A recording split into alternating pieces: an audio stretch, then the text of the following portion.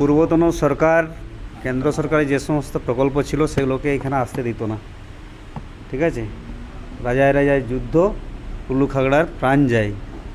রাজ্যের সঙ্গে কেন্দ্রের সদ্ভাব ছিল না, বনিবনা ছিল না, তাতে করে আমাদের রাজ্যবাসী বঞ্চিত হয়েছে, বহু প্রকল্পের লাভ থেকে বঞ্চিত হয়েছে। এখন ডবল ইঞ্জিন সরকার, সেই বঞ্চনার অবসান হয়েছে এবং আমাদের রাজ্যবাসী লাভ উঠাবে, উপকার পাবে আমাদের বিভিন্ন প্রকল্পের।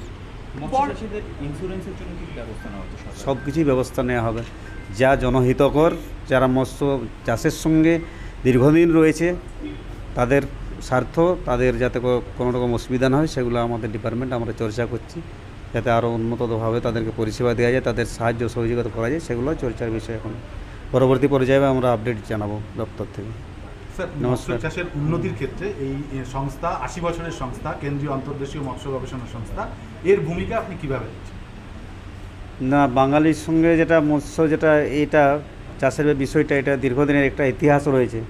ঠিক আছে, সেই ইতিহাসে যাচ্ছি না। এবং আজকের দিনটা যে মৎস্য চাষ, জাতীয় মৎস্য চাষী দিবস 1957 সালের 10 জুলাই, ডক্টর হীরালাল চৌধুরী ওনার গবেষণার যে হচ্ছে প্রণোদিত প্রজনন, যে সাফল্য, ঐতিহাসিক সাফল্য, সেটাই আজকে মনে করছি, আমরা স্মরণ করছি।